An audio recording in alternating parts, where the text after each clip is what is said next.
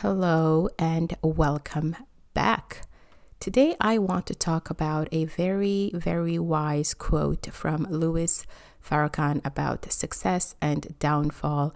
I want to talk about why it is important for all of us to know and understand what he is saying here, especially those of us who want to succeed in life. Hear me out, it's just a thought.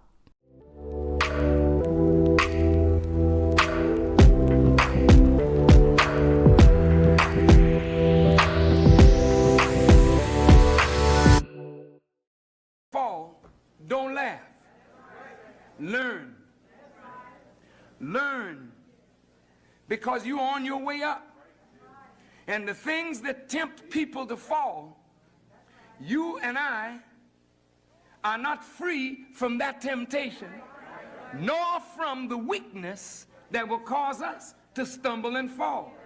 When you laugh at somebody else's fall, white or black, rich or poor, your enemy or your friend, you are laughing and opening a way for your own demise when you do that. Because to laugh and not learn, to make mockery and not to understand, is to make the same mistake yourself. Okay, so we just heard Louis Farrakhan talk about what to do when we witness great men falling. This applies to great men, great women, great young people. And he's emphasizing on the don't laugh part, but mostly learn part.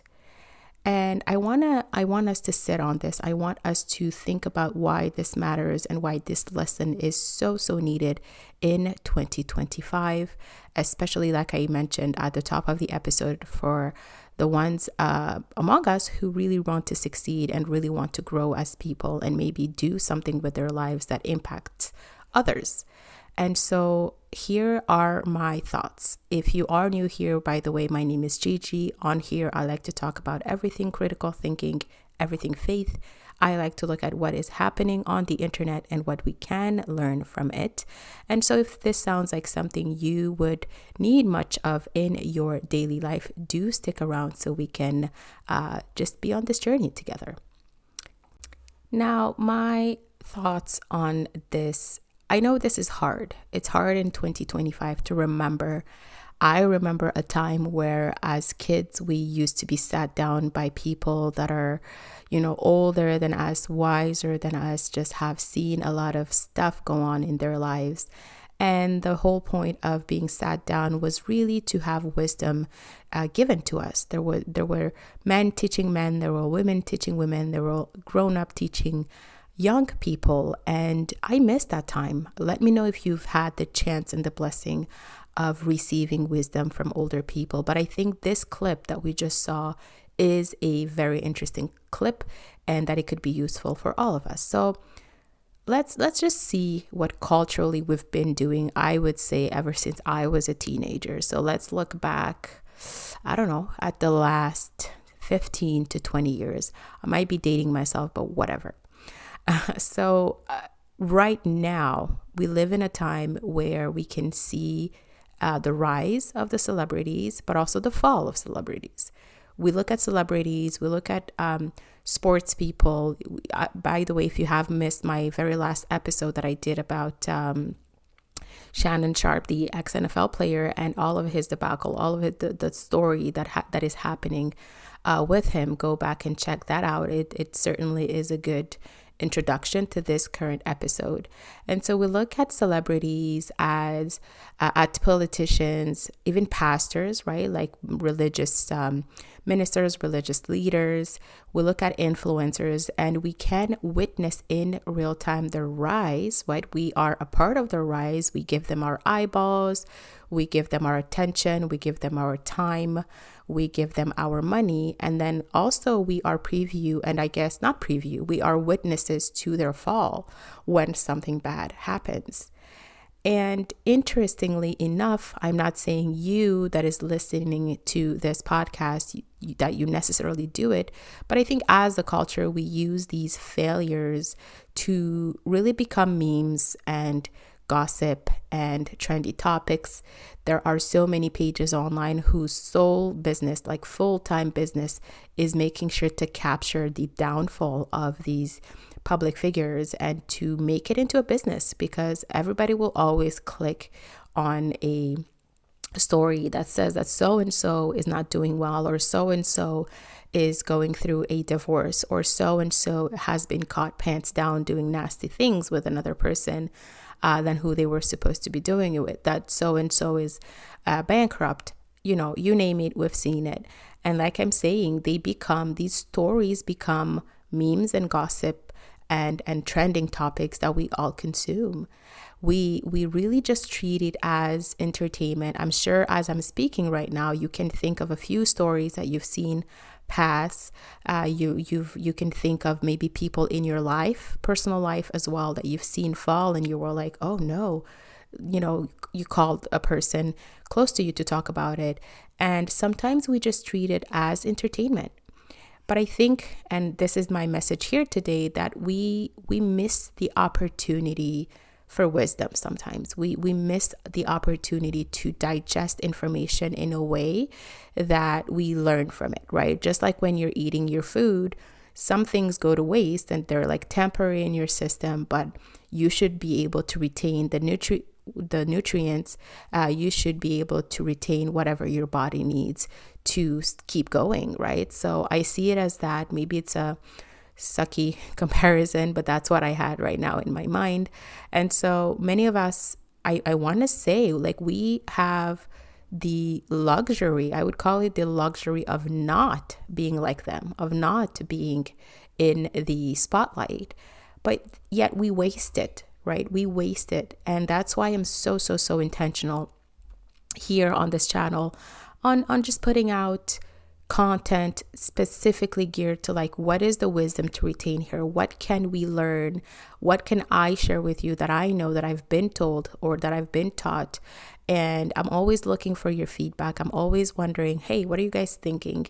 What have you all learned together? Because I want us to all be very, very intentional in the way that we live our lives. And I want us to welcome wisdom. And so here's my suggestion here.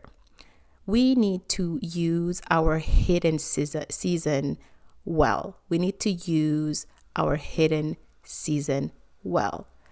And hidden season, what I mean by that is the time that we're not famous. Not all of us will become famous. Most of us don't want to become famous. But hidden season can just be your youth, when you're not out there working yet, when you're not out there being responsible of a family yet, when you're not out there having to manage your finances yet. It could also mean for people who are on the path to celebrity, if it's one of you, to use the time that you're not in the spotlight. It could be for expectant mothers, the time that you're pregnant before your child arrives. You can use that season to think about how you want to raise your child. What are the things you want to share with your child in terms of values and principles? Not only things, right? Not only the bed and the food and the diapers and the care, but also the values that you want, like the example, the model that you want to represent for your kid. And so it really does apply to everyone, especially men. Like I said, I will explain exactly why I'm focusing on men here. I definitely do not pretend to understand or know what it's like to be a man in this age and time. I definitely do not, but I can share my observation as to why it applies a little bit more to men than women, especially in 2025, because it's not easy staying on track in these days when everything is designed to kind of make us fall, and especially men. So stick around for that portion towards the end. And so I want us to use our hidden season well, meaning the things that we do in private, they set the tone for who we become in public. Or I can say the things that we do in private, the habits that we adopt in our hidden season, they will set the tone for who we become when responsibility is greater, when power is greater, when money is greater, when the role is greater, everything that we do in private sets the tone for a bigger stage later. And it's hard to correct once you've been corrupted, once you've adopted bad habits. They become greater later on when it's up for everyone to see. And we need to just not waste the grace of being unknown or hidden, right? I've seen on the internet, pardon me, and you probably have as well, quotes about like, use the winter months to work out so that in summer you can wear that dress that you want to wear, or you can wear that t-shirt that you want to wear, and it'll look the way that you want it to look. It'll look good because you would have used the colder months where we're not outside showing skin. Not that I'm encouraging anybody to show skin. You know how I feel about modesty, but all of that to illustrate what I'm saying, which is typically in life, there is a hidden season or a calm season or a growth season. And then there's a very out there, very important season when we have to get things done. Or like I mentioned, if anybody listening here today is on the path to celebrity or is trying to impact community or is trying to go in ministry or anything like that, where you have a greater eyeball on you, you have like cameras on you, or you have people following you, and you can't just hide once you're out there, right? And so I want to just come back to the video that we saw, to his message, to Louis Farrakhan's message. Now, by the way, if you don't know who Louis Farrakhan is, he's a very, I guess, famous figure. He was a religious leader who was like the head of the Nation of Islam. He was, I think, a Black nationalist, if I can remember correctly. And I'm not here to say that I agree with every single thing that has come out of Louis Farrakhan's, speeches. I don't know too much about him, but I do think that this specific message that he was sharing is absolutely spot on. And I want us to be able to take the things for what they are. I think this quote of him stands on its own, and it offers wisdom, and I'm always ready and willing to receive wisdom. And so I think that critically thinking here, he is right in terms of us needing to use the examples that we have here to our benefit, to our growth, to our wisdom. And so we may not agree with his, theologies or ideologies. I know somebody out here will hear the name Louis Farrakhan and will have opinions. I think that truth is truth. I think even when it comes from somebody we disagree with, we can absolutely still extract the wisdom from it. And like somebody said ages ago, even a broken clock is right twice a day. Is that the quote? I think that's the quote. Correct me if I'm wrong. I think that's what it says. So yeah, this message from him, it just stands on its own. I think it's true. And so let me come back to what I mentioned earlier about great men falling. Typically a fall from someone, if we put aside like honest mistakes and just things that are a one-time thing, it almost always comes from a lack of discipline or a lack of discernment. And of course, being a public figure does not help, right? The success, the fame, the power, they just amplify what's already there. We're all guilty of this. I think, again, I want to separate, like, we see their life, we witness their rise and fall, their success, their fame and their power. But we lack discipline. We lack discernment in many ways sometimes. It's just that they're public figures. And without those two things, right, the discipline and the discernment, even the most gifted person will fall. This is just a fact. It's a matter of time. It's a matter of it being discovered. We have, like I mentioned earlier, cultural examples. The most very recent one being Shannon Sharpe, but it could have been anybody that we could have picked in the last 20 years. And lacking discipline, lacking discernment will lead to the downfall. And we have, like I mentioned, examples in the culture, but I also want to bring biblical examples as well. Just because you know me on this channel, you know where I get the wisdom from. I very much trust the books and the people and the conversations we're having, but I also think that the greatest wisdom of all is found in the Bible. And so stick with me and I'll show you why. We have modern examples, but like I was saying, we even have David in the Bible, we have Solomon in the Bible. What else? We have Samson in the Bible, of people that are gifted, that are favored, that have it all really, but they still fault because of a lack of discipline, or I guess a lack of discernment. Most people know the story of David, Christians and non-Christians alike. If you don't know the story of David, who was this king and he had been chosen and he had everything, and he fell because of lusting over a woman that was not his, a married woman that was not his. You have King Solomon, who had every single thing that you could imagine in terms of wisdom and money, and he fell because he was just laying with women who adored other gods, and they led him to his downfall. You have the story of Samson, this really great guy, like this warrior, and he was a warrior, he was a judge, he possessed allegedly immense physical strength.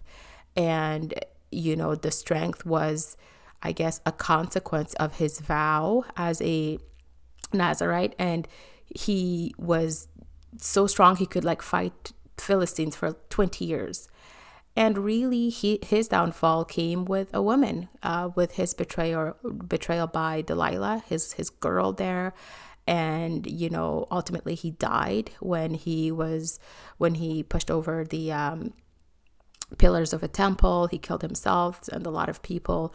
All of that to say, sometimes all of this downfall, I'm picking 3 stories about men and their lust and their lack of discipline because of their lust, and their lack of discernment because of all of these things, because it's the stories that I can think about. We as women have our own issues. We have our own lack of discipline in other things. We tend to gossip. We tend sometimes to not want to work too hard. We tend to want quarrels sometimes. Not all of us. I'm saying that's how the lack of discipline can look like. We can be undisciplined in our flesh, in the way we eat, in the way we take care of ourselves, etc., etc. We can lack discernment a lot of times and get played by the opposite sex or played by ourselves.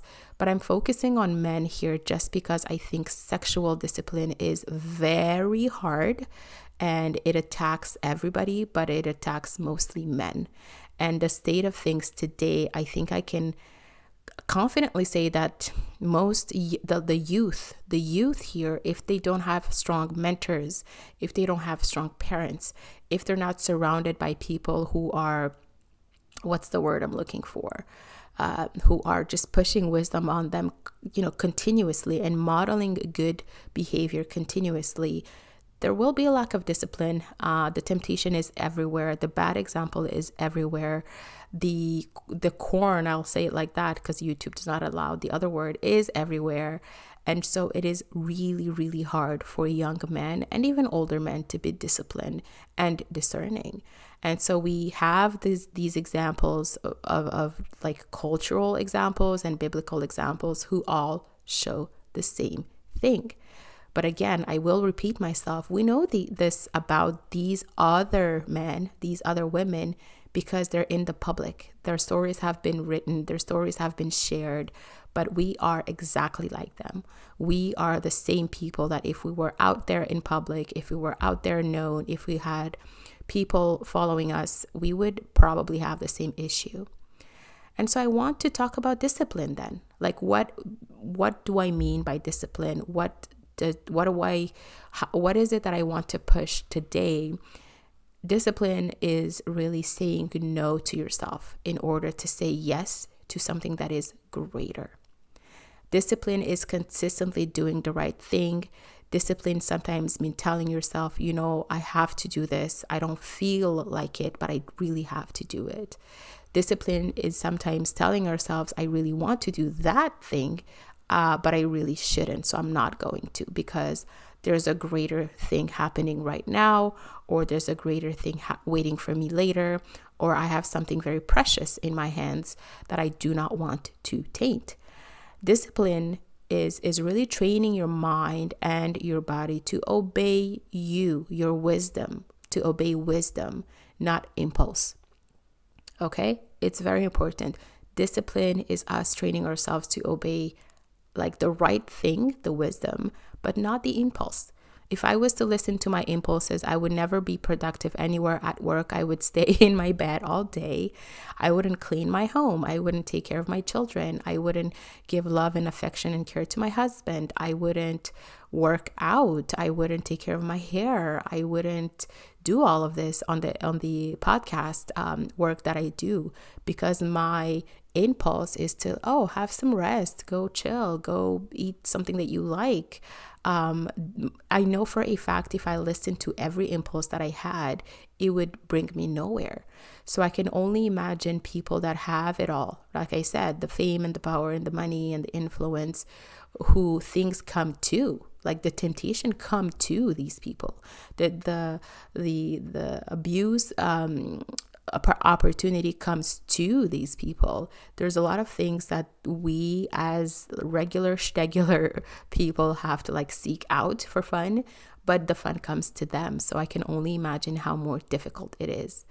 And that is all tied to self-control and humility, to understand we're all flawed and nobody's like stronger than a new situation, a new temptation.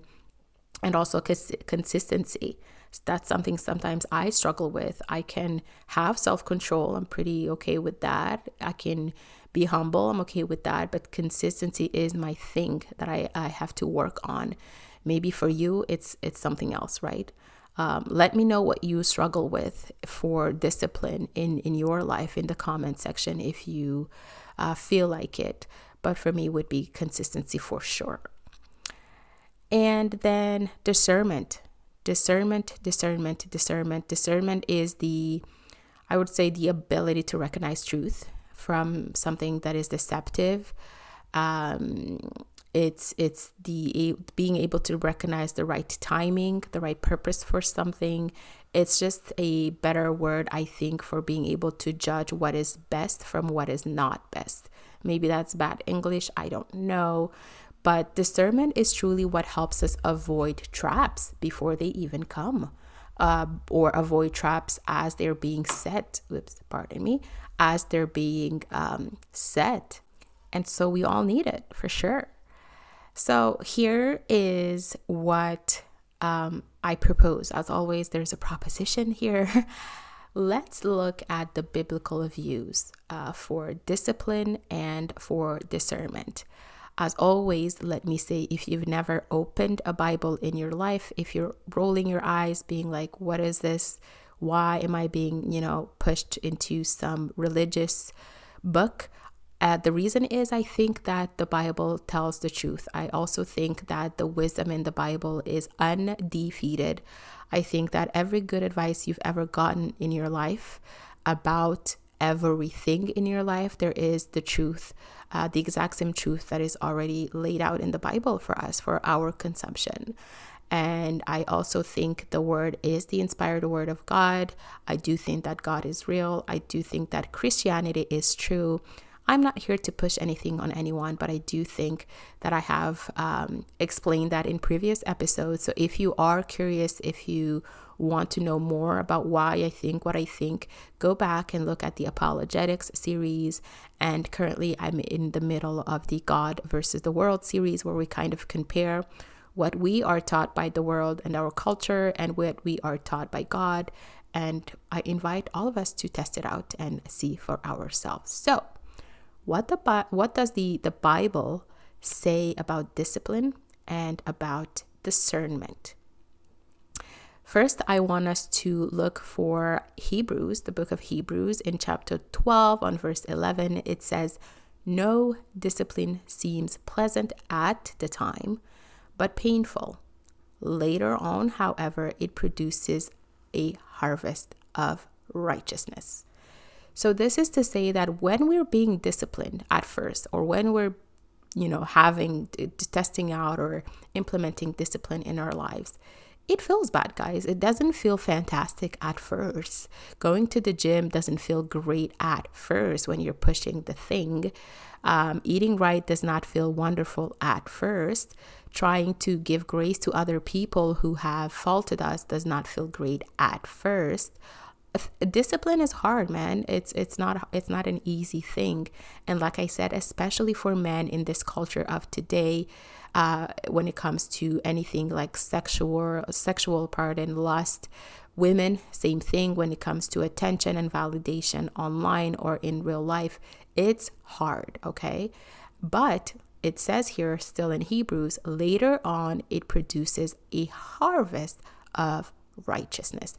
You do not harvest something you haven't, what is the word I'm looking for? It's like planted, but there's a right word for it. You find it in your head. I'm sure it already is right in front of your eyes. The book of Proverbs, let's go here. In the book of Proverbs, chapter 25, verse 28, it says, "Like a city whose walls are broken through is a person who lacks self-control." If you do not control yourself, if we do not control ourselves, everything is just a free-for-all. We don't have protection for anything. We can't be strong because anything can tear us down, really. And so if we lack self-control, we're just like a city whose walls are broken through. And back then, if you remember, well, you weren't there, I wasn't there, but just reading from biblical stories, cities used to be protected by like huge walls to avoid, invasion and attacks from the outside. And we are the same. We need to help ourselves. We need to guard ourselves sometimes from temptation, from bad things, from bad influence. It's not part of my list here, but the Bible in Proverbs also teaches us to protect and guard our heart. And so this is the same message here. Then in 1 Corinthians in chapter 10 on verse 23, we read, everything, this is one of my favorite verses. I don't know why. It says everything is permissible. I know why. Let me back that up. I do know why. I'm about to explain it. It says everything is permissible, but not everything is beneficial. Again, everything is permissible, but not everything is beneficial. Let me put a pause here because I really need to talk about this. We live in a day and age where there's so much available to us. We have so many rights. We have, what is the word? We have normalized everything. There is almost no right and wrong at this point. Everybody's just like my truth, your truth, their truth. We can live however we want to be. We're called to not judge the other person. It's almost like everything is permitted and everything can be permissible regarding all aspects of life. It's just a matter of what is legal now cannot be legal tomorrow, but everything can be permissible. But the wisdom here in 1 Corinthians is that not everything is beneficial. Okay? Just because you can, watch a lot of, adult content does not mean that you should, that it's beneficial to you. Just because you can and you have the money to go buy all of the desserts that you want that are sugar loaded does not mean it is beneficial to you or your health. Just because you're charming and you can have the attention of all men on this planet does not mean that getting their attention, giving them your time or your body is beneficial to you. Just because you can steal money and not be found does not mean it's beneficial for you and your character. Just because you can put your children in front of screens as a parent to have some peace does not mean that it's beneficial for you or them. You can think of so many more examples. I won't go on and on, but this is straight up wisdom. Not everything is permissible, but not everything is beneficial. And again, we can think of stories of how things were beneficial in the past for famous people, not beneficial, permissible or allowed or attainable for people in the public eye and in the Bible, and how it just was not beneficial. So this is applicable to our lives in the office, our lives in the bedroom, our lives in the with our banking apps, our lives with our romantic relationships, our lives with our familial relationships, everything, our lives in church, every single portion of our life. That's applicable. Not because you can do something means that you should do something. And so let's turn the mirror and let's examine ourselves. Let's pause on the entertainment and the gossip and the memes and all of these stories that break out, and ask ourselves, where is it that I am vulnerable? What is my vulnerable point? We're all one decision away from being a cautionary tale sometimes, right? You read things, you hear things, you see people in your life act a certain way, and you're like, I could never be that. I can never do that. I can't believe this happened. And later on, we get caught up in the same situations as them, right? And I've read a quote somewhere. I hope I can say this correctly. Like that said, I think if you're laughing at somebody who laughs at the other person's misfortune, sometimes it's just time is separating for them from being caught in that same situation. So we could all be one decision away from just being a cautionary tale. And we have to remember that when we see other stories. And remember that all of these people that were doing weird stuff or being undisciplined or undiscerning, they didn't wake up one day and decide to be undisciplined and undiscerning, and they didn't plan their downfall. They just thought they could do it and be okay. And we are the same. And so I want to encourage personal reflection here. Maybe put a journal up where you write your days and things that you learn. Ask to be held accountable by somebody that you trust, or stay on this channel, because I'm definitely going to keep talking about these topics and sending your way some reminders, and my way as well. Teach your children, man. Definitely teach your children, for the mothers and fathers and godparents and tutors out there, people who are big brothers, big sisters, uncles, aunties. If you have influence over the lives of your kids, definitely teach them. Otherwise, the world will teach them. And that's why I really take time to sit down with my kids. I don't have perfect kids. I'm not a perfect parent. My husband is not a perfect parent, but we try hard. I try hard to talk about the stuff that matters. Talk about the influence. Talk about internet. Talk about healthy habits. Talk about the deception of this world. Not in a very we're doomed way, because kids need to still be kids. Actually, I did write a book. Okay, I will put again at the end of this episode, I did write something for my kids that I put out on the internet for people to be able to purchase and give their children. It's a very, very tiny book that I decided to write and give my kids. My oldest likes reading. It's called The Little Book of Big Thoughts, and it's just simple lessons for kids. You can use that to teach your children some important things. You can add on there, pick and choose whatever you want. It's 25 lessons.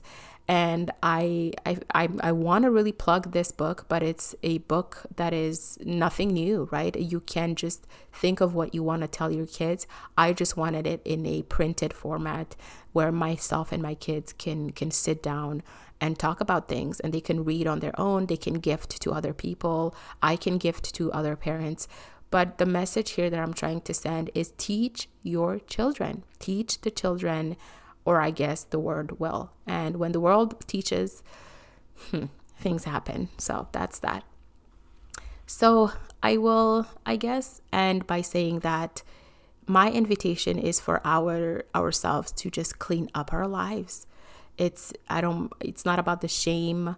It's about the wisdom, like I said, and God bringing it, all the way home. God gives us space to grow. and to repent and to change course. And we've all had, things that we wish we could take back. We've all had instances where we wish we could have made better decisions. But looking into the future, if you are alive and breathing right now, there's a chance for you to grow. There's a chance for you to repent, put aside whatever is the bad thing that you've been doing or feeling or whatever, and change the course. And we all need to just start where we are, right?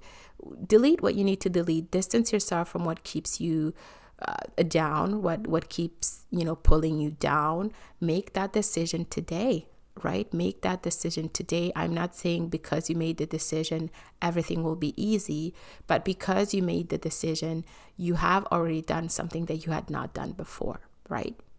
And so if we have fallen, we need to get up. If we are carrying shame, we need to let it go. Salvation is something of a gift. It's not a reward, right? We haven't deserved salvation. It's a gift. It's a grace. And Romans teaches us that there is no condemnation for those who are in Christ Jesus. Remember that. God can clean you up. God does clean us up. And he already made a way through Jesus. So it's been done, right? It has happened already. So I want to say, of course, as I let you go, the next time that you see a headline about someone's downfall, instead of laughing, we need to stop.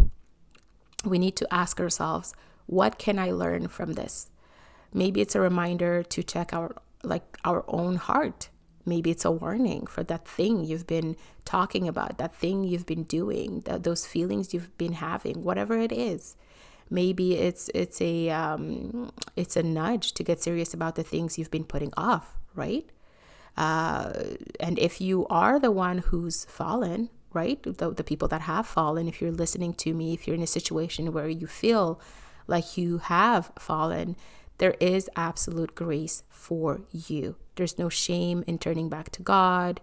There is no shame in saying, I need help. It doesn't need to be like super loud. You don't have to go on the internet and make a video or anything, but you need to understand that to be honest with yourself and saying, I need help is a good thing, because we're not disqualified when we need help. We're just being invited to something better. Okay. So let's clean up our lives. Let's, teach the children some truth. Let's become people who do not point fingers at others, but we examine ourselves first. We look in the mirror. And through it all, let's just seek the one who offers all, right? Wisdom, strength, redemption without condemnation. If you want me to give you a challenge, here's a challenge. How am I going to put up this? Take minutes. Yes, that sounds good. Take minutes, take some minutes, take 10 minutes. Sit with God and ask him, hey, Lord, where am I falling short? Where do you want to help me grow? And then listen, meditate, look at wisdom, find wisdom in the Bible. Sometimes, like I mentioned in the last episode, we ask God questions and we just leave it at that. We're like, okay, thank you for listening. Bye-bye. And the Bible, a Bible app is sitting right there looking at us like, really? You're not going to open me? So take that small step, open your Bible, find the wisdom. You can start with the book of Proverbs, which is my all-time favorite. I think I will die telling you on this channel about why I love the Proverbs so much. Enough of me. If this has resonated with you, of course, drop a comment. Let me know what stood out to you, right? What you want to work on. If you need prayer, say so too, as well. I read the comments every now and then when they appear. I think of you. I want to hear from you. I want to learn from you as well. And I will work on this myself. Of course, subscribe if you want more content like this. And let me put a reminder about that book, because I think it is an important book for anybody that has children or knows people that have children, so you can send it over their way. I will see you.